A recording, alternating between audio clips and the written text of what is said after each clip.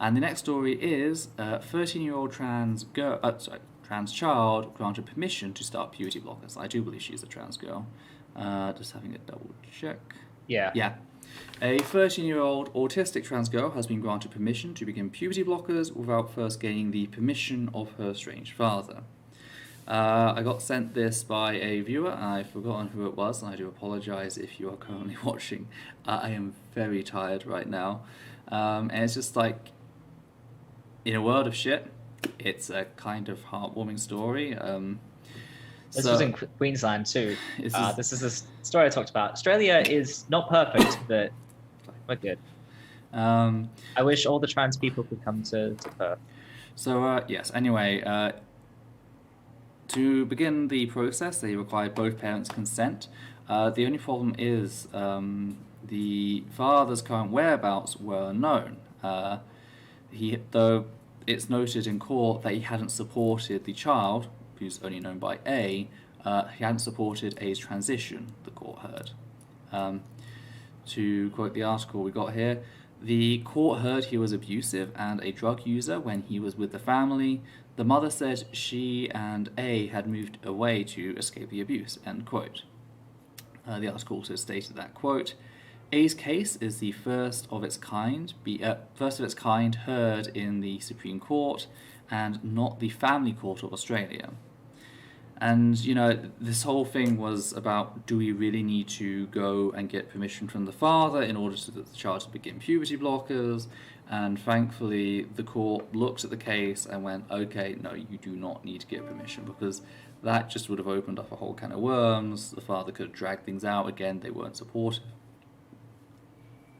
However, it is also kind of disturbing, but also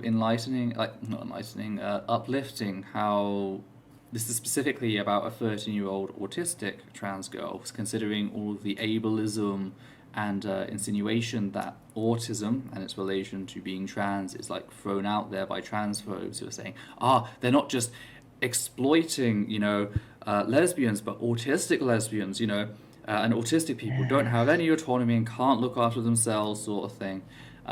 The fact that the article felt the need to note that is kind of off-putting, but it's good to see that the courts didn't go, oh, well, they're autistic, so yes, you need to get the father involved and everything like that.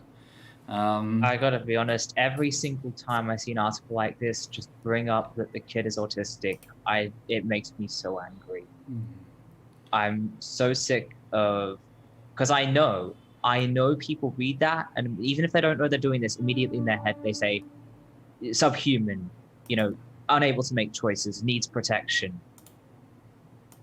And I've talked about this before, but I had to protect myself growing up. I could not rely on anybody. So the idea that autistic people don't know what's good for us or what we need, or how to protect ourselves, I did a pretty damn good job for a confused, abused kid.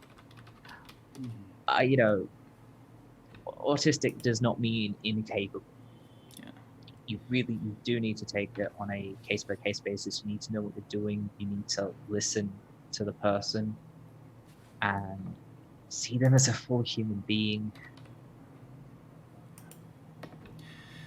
So, is there anything you'd like to add to that story? Or it's quite a nice little palate cleanser. It's just like, hey, there's positivity in the world. Really happy for this kid. Yeah, I'm really happy for her too. That the Queensland courts did the right thing. And she's got her mother in her corner by looks of things. And I'm glad that her abusive father is not anywhere near her. That's also a very good thing. It just sounds like a lot of good things for this kid, which is great with everything that's going on in the world.